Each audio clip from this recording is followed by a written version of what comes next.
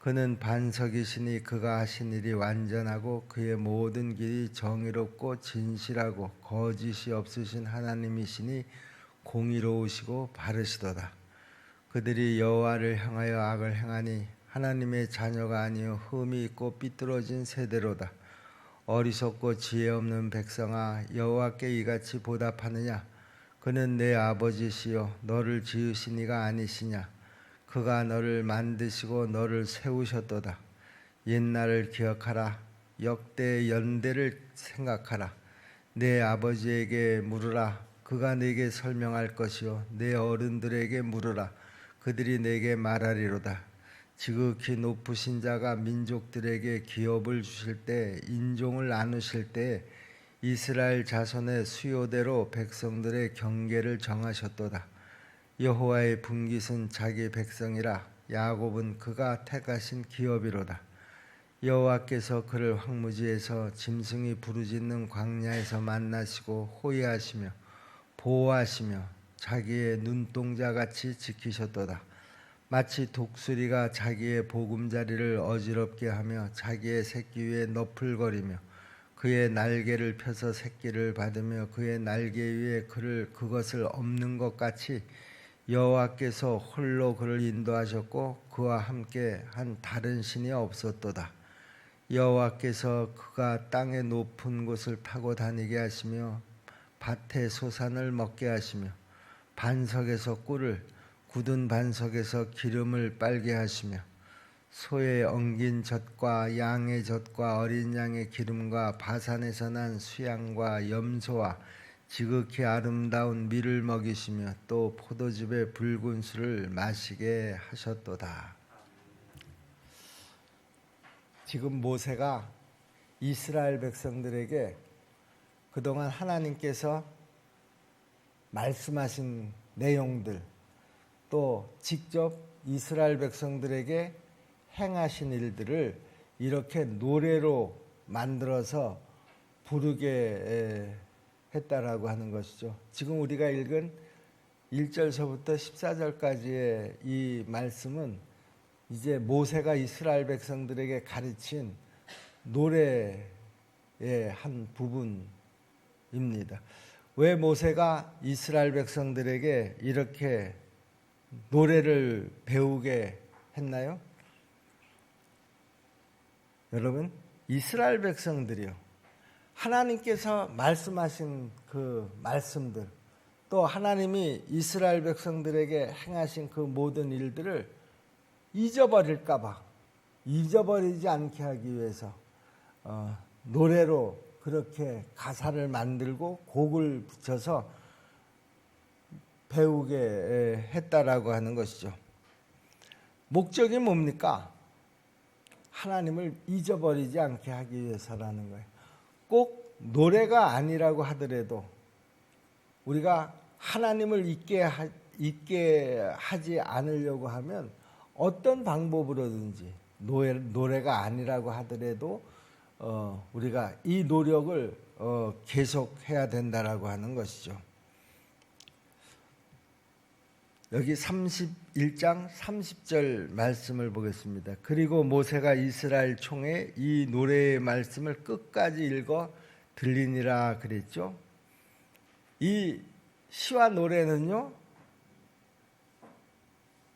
이스라엘 백성들에게 있어서의 신앙 고백인 동시에 또 교육 과정이었었고요, 교육 내용이었었고요, 또 그들이 하나님으로부터 받은 은혜의 증거이기도 했습니다.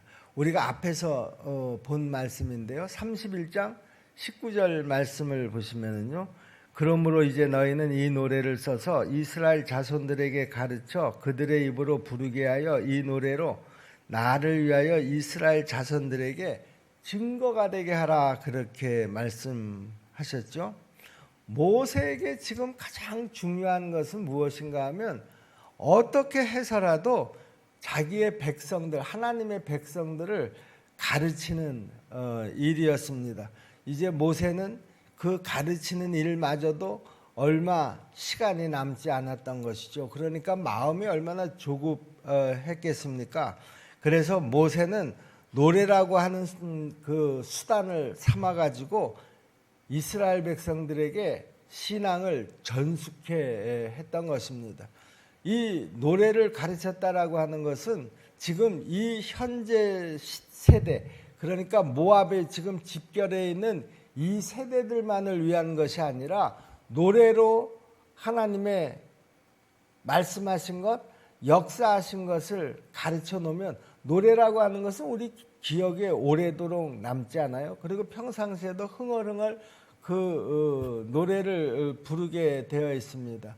그러니까 본인뿐만이 아니라 또 자기 자식들에게, 그 자식은 또 그 다음 자식들에게 세대를 이제 이어가면서 그 노래를 가르친다라고 하는 것은 결국은 하나님이 말씀하신 것, 하나님이 행하신 것들을 그 다음 세대에 계속해서 전달하는 아주 중요한 전달 방법이었다라고 하는 것이죠.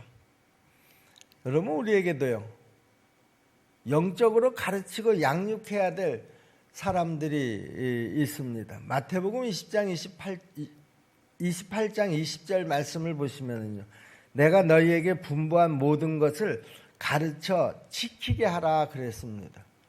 하나님께서 분부한 모든 것을 가르쳐 지키게 하라고 하는 이 예수님의 절대절명의 이 명령, 우리가 절대로 잊어버려서는 안 된 일인 줄로 믿습니다. 나만 배우고 나만 알아서 그치는 것이 아니라는 것이죠.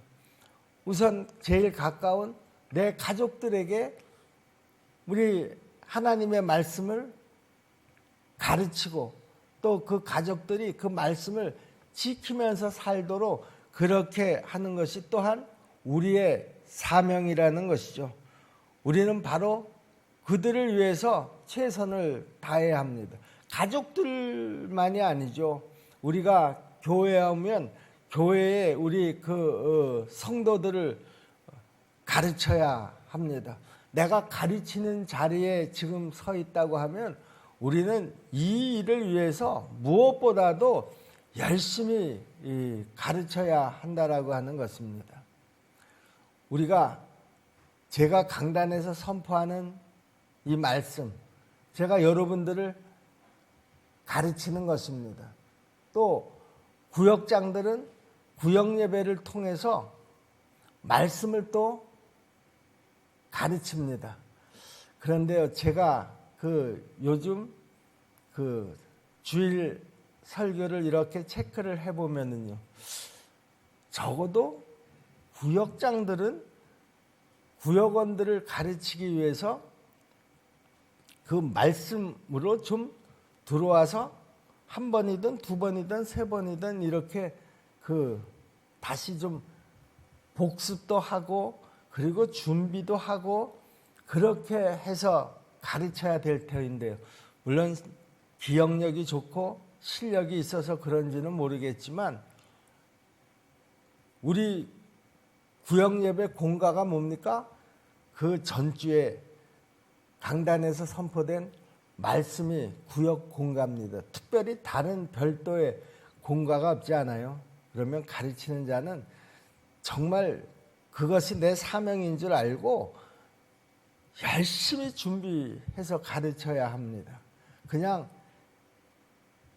떼는 식으로 그 시간에 내가 가르쳐야 되겠다, 임기응변으로 가르쳐야 되겠다, 절대로 그런 자세로는 제대로 가르칠 수가 없다라고 하는 것이죠.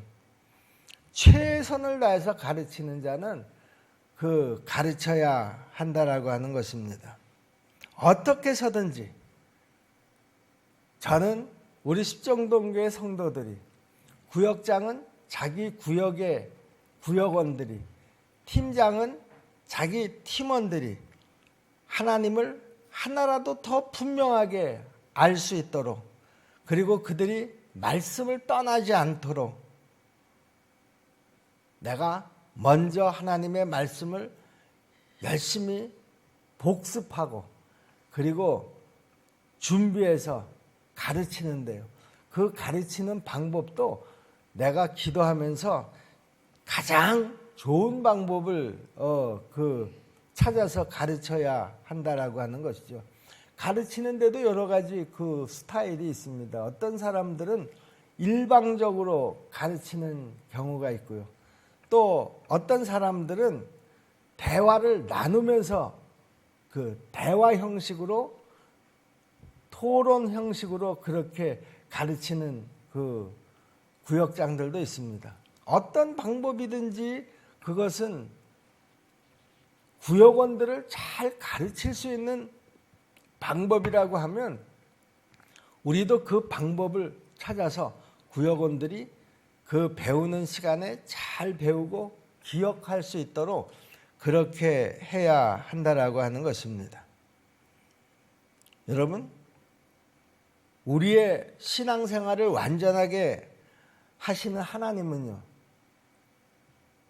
완전하신 분이십니다. 흠과 티가 없으신 그런 분이시다, 그런 말이죠. 그런데 우리의 사명이 뭡니까? 그런 하나님을 사람들에게 전하는 것이다, 그런 말입니다. 3절 4절 말씀을 보겠습니다. 내가 여호와의 이름을 전파하리니 너희는 우리 하나님께 위엄을 돌릴지어다.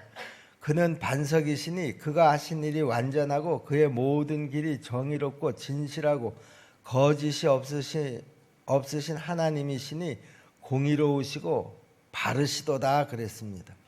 하나님이 하신 일은 완전하고 그 길은 정의롭고 진실하다라고 하는 거예요. 이 세상에 이런 사람은 존재하지 않습니다. 그렇기 때문에 우리는 하나님을 배우는 것이죠. 그런 점에서 우리가 부르는 노래는 삶이 담겨져 있어야 하고요. 우리의 그 전도는 내 삶과 말이 일치해야 한다라고 하는 것입니다. 야고보서 3장 11절에서 이렇게 이야기하죠. 샘이 한 구멍에서 어찌 단물과 쓴물을 내겠느냐. 그러니까 쓴물을 내는 샘물이든 단물을 내는 샘물이든 둘 중에 하나라고 하는 것이죠. 그 비유의 말씀이 무슨 말입니까? 우리 입에서 하나님을 향한 신앙 고백과 이웃을 향한 악담이 동시에 나올 수가 없다라고 하는 것입니다. 우리 입에서 하나님의 말씀이 나오면서 또 우리 입에서 남을 비난하고 비방하는 말이 같이 나올 수가 없다라고 하는 것이죠. 여러분, 우리의 입, 우리의 그 말의 셈은 어떻습니까? 항상 성령이 인도하시는 그 말씀만 내뱉습니까? 아니면 또 중간중간에 남을 비난하고 비방하는 그런 말을 함께 섞어서 하고 있습니까? 성경은 절대로 그럴 수가 없다고 이야기합니다. 여러분, 언제나 우리는 하나님이 기준이 되어서 우리의 삶과 인격이 조정되어야 한다라고 하는 것입니다. 여러분, 우리의 입술을 통해서 나가는 그 말 한마디 한마디도 우리가 그냥 무심코 내뱉어서는 안 된다라고 하는 것이죠. 여러분 입에서 나도 모르는 사이에 남을 비방하고 비난하는 말이 툭 튀어나갑니까? 여러분, 그럴 때 깜짝 놀라셔야 합니다. 그럴 때 긴장하셔야 합니다. 야고보서의 말씀을 기억해야 합니다. 어떻게 샘이 한 구멍에서 단물과 쓴물을 동시에 내겠느냐 하는 이 말씀을 기억하고 내 말을 잘 조정하고 관리를 해야 한다라고 하는 것입니다. 왜 그렇습니까? 하나님의 백성이기 때문에 그렇습니다. 하나님의 백성에게는 기준이 있습니다. 그 기준이 뭡니까? 나는 지금 정의와 진실을 따라서 행하는가? 아니면 내가 지금 악을 행하는가의 여부라는 것이죠. 4절 5절 말씀을 보겠습니다. 그는 반석이시니 그가 하신 일이 완전하고 그의 모든 길이 정의롭고 진실하고 거짓이 없으신 하나님이시니 공의로우시고 바르시도다. 그들이 여호와를 향하여 악을 행하니 하나님의 자녀가 아니요 흠이 있고 삐뚤어진 세대로다 그랬습니다. 성경에서 하나님의 소유가 되고 하나님의 백성이 되는 삶의 원리는 아주 분명합니다. 그 하나님의 백성이 되는 삶의 원리가 뭡니까? 하나님의 길에서 하나님의 말씀을 따라서 살아야 한다라고 하는 것이죠. 하나님의 백성이 악의 길을 걸어가서는 하나님의 백성이라고 이야기할 수가 없습니다. 베드로전서 2장 9절 말씀을 봅니다. 그러나 너희는 택하신 족속이요 왕같은 제사장들이요 거룩한 나라요 그의 소유가 된 백성이니 이는 너희를 어두운 데서 불러내어 그의 기이한 빛에 들어가게 하신 이의 아름다운 덕을 선포하게 하려 하심이라. 여러분, 내가 정말 여기 베드로전서 2장 9절의 말씀처럼 나는 택함을 받은 백성인가? 내가 정말 왕같은 제사장인가? 내가 정말 거룩한 나라고 소유가 된 백성인가? 스스로를 항상 점검을 해봐야 합니다. 그리고 내가 지금 서 있는 그 자리가 바로 2장 9절의 말씀과 같은 그런 자리에 항상 내가 서 있는 것을 스스로 확인해야 한다라고 하는 것이죠. 우리에게 주어진 신분은 이런 신분인데 이런 신분을 가지고 내가 악의 길을 지금 걸어가고 있다고 하면 그거는 절대로 안 되는 일이죠. 그리고 성경은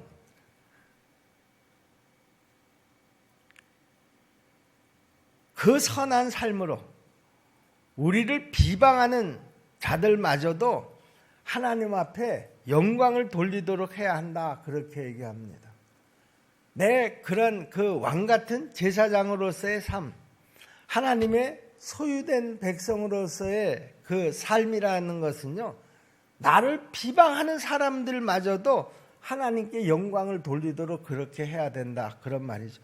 베드로전서 2장 12절 말씀을 보겠습니다. 너희가 이방인 중에서 행실을 선하게 가져 너희를 악행한다고 비방하는 자들로 하여금 너희 선한 일을 보고 오시는 날에 하나님께 영광을 돌리게 하려 함이라 그랬습니다.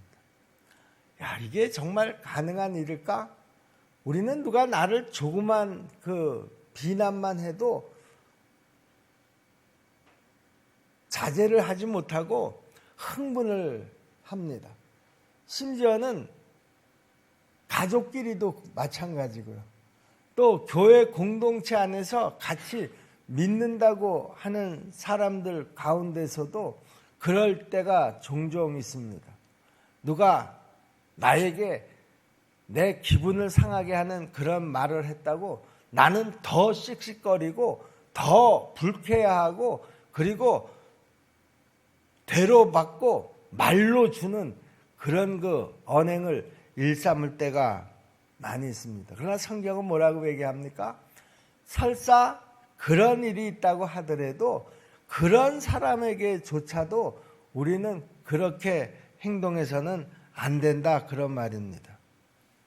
여러분, 우리 하나님은 이스라엘을 지키시고 또 그들을 인도하시고 그들을 먹이셨습니다. 40년 동안 광야에서 말입니다. 여기 10절부터 14절 말씀을 보시면은요, 여호와께서 그를 황무지에서 짐승이 부르짖는 광야에서 만나시고 호위하시며 보호하시며 자기의 눈동자같이 지키셨도다. 마치 독수리가 자기의 보금자리를 어지럽게 하며 자기의 새끼 위에 너풀거리며 그의 날개를 펴서 새끼를 받으며 그의 날개 위에 그것을 엎는 것 같이 여호와께서 홀로 그를 인도하셨고 그와 함께한 다른 신이 없었도다. 여호와께서 그가 땅의 높은 곳을 타고 다니게 하시며 밭의 소산을 먹게 하시며 반석에서 꿀을 굳은 반석에서 기름을 빨게 하시며 소의 엉긴 젖과 양의 젖과 어린 양의 기름과 바산에서 난 수양과 염소와 지극히 아름다운 밀을 먹이시며 또 포도즙의 붉은 술을 마시게 하셨도다. 이스라엘 백성들을 하나님께서 어떻게 먹이시고 입히시고 인도하셨는가 하는 것을 이제 노래로 부르게 했다라고 하는 것이죠. 그런데 이 모든 일들을 하나님 홀로 하셨다라고 하는 거예요. 이 일을 하시는데 내가 좀 능력이 부족하니까 나를 도와줄 다른 신이 어디 없겠느냐? 그래서 다른 신과 협력을 해서 이스라엘 백성들을 먹이시고 입히신 것이 아니라는 것이죠. 도저히 살 수 없는 그런 환경에서 하나님께서 홀로 나를 먹이시고 입히시고 인도하셨다라고 하는 거예요. 독수리가 자기 새끼를 저 높은 절벽에서 떨어뜨려서 그 독수리가 떨어질 때 그 어미 독수리가 그 밑으로 날아서 떨어지는 자기 독수리를 위기에서 건져내는 것처럼 그렇게 우리를 인도하시고 그리고 살리셨다라고 하는 것이죠. 여러분, 이스라엘 백성들이 애굽에서 어떤 삶을 살았습니까? 정말 비참한 노예 생활을 했습니다. 그 노예 생활에서 그 이스라엘 백성들을 탈출시켰던 비결은 다른 것이 없었습니다. 하나님 홀로 그 일을 하셨다라고 하는 것이죠. 그 황량한 광야에서 40년 동안 신이 달아떨어지지 않고 의복이 헤어지지 않고 그들이 굶주리지 않고 그야말로 무탈하게 보낼 수 있었던 다른 능력도 그들에게는 없었습니다. 오직 하나님께서 홀로 그 일을 하셨다라고 하는 것이죠. 그러므로 이스라엘 백성들에게 하나님만이 그들의 힘이었었고요, 능력이셨고요, 보호자가 되셨던 것처럼요, 오늘도 그 하나님께서 여러분의 삶에 동일하게 역사하시는 것을 꼭 믿으시기를 바랍니다. 코로나가 우리의 생활을 아무리 압박을 한다고 하더라도요, 또 어떤 분에게 있어서는 굉장히 어려운 상황으로 나락으로 그렇게 떨어졌다고 하더라도요, 광야보다 더 어렵겠습니까? 광야에서도 하나님께서 이스라엘 백성들을 먹이시고 입히시고 인도하신 것을 꼭 기억하시기를 바랍니다. 내가 누굽니까? 하나님의 택하신 백성들인 줄로 믿으시기 바랍니다. 내가 왕같은 제사장인 줄로 믿으시기를 바랍니다. 내가 하나님의 거룩한 백성인 것을 여러분들이 꼭 믿으시기를 바랍니다. 여러분, 지난 주일날 하나님께서 엘리야 선지자를 그 가뭄 가운데서도 그리 시냇가로 데리고 가셔서 거기에서 그의 생명을 보존하는 것, 하나님이 어떻게 역사하시는 것 여러분들이 잘 들어서 알고 계시는 줄로 믿습니다. 내 상황이 아무리 지금 어려워졌다고 하더라도요, 절대로 다른 무엇에 의지하지 마시기를 바랍니다. 제가 말씀드렸죠? 내가 지금 어떤 상황에 처해 있든지, 그것이 부요한 상황이든 아니면 정말 절대절명의 위기의 상황이든 하나님이 보시는 것은요, 그 상황 속에서 내가 어떻게 반응하는가, 그것을 보신다고 그랬지 않습니까? 어려우면 어려운 상황에서 내가 행동하는 그 모습, 부요하면 부요한 그 환경 속에서 내가 행동하는 모습을 하나님이 불꽃 같은 눈으로 지켜보신다라고 하는 것이죠. 지금 모세의 가장 큰 염려와 걱정은 다른 것이 아닙니다. 이제 시간이 지나고 자기도 이스라엘 백성들과 이제 완전한 이별을 고하게 되고, 그리고 그들이 환경이 좋은 젖과 꿀이 흐르는 가나안 땅으로 들어가서 하나님을 망각하고, 그리고 다른 신을 섬기고 죄악에 치우쳐서 하나님 앞에 이제 벌을 받게 되는 그런 상황을 제일 걱정을 하고 있었던 것이죠. 그래서 이런 노래도 만들어서 부르게 한 것이고요. 그런데 모세는 이런 노력에도 불구하고요, 이스라엘 백성들이 그동안 그 광야에서 한 것들을 가만히 돌이켜보면 사실 이스라엘 백성들을 누구보다도 잘 아는 사람이 누굽니까? 모세입니다. 하나님께서 먹을 것을 다 책임져 주시고 입을 것을 다 책임져 주셔도요, 그들이 그 광야에서 하나님 앞에 어떻게 반항을 했는지, 어떻게 그 여호와의 목전에서 악을 행했는지를 모세는 잘 알고 있었어요. 그러니 그 가나안 땅에 들어가서 환경이 좋아지면 이스라엘 백성들이 하나님을 더 잘 섬길 것이라고 하는 기대를 하기가 굉장히 어려웠었던 것이죠. 결국 그들은 하나님의 말씀을 떠나게 될 것이고 하나님 앞에 악을 행하게 될 것이고 그로 인해서 하나님 앞에 징벌을 받게 될 거라고 하는 사실은 그건 불을 보듯이 너무 자명한 일이었습니다. 그래서 모세는 자기가 죽은 이후에라도 하나님의 성품과 하나님의 역사를 이스라엘 백성들이 계속해서 기억하도록 이 노래를 만들었던 것입니다. 여러분, 우리에게도 이렇게 노력할 필요가 있습니다.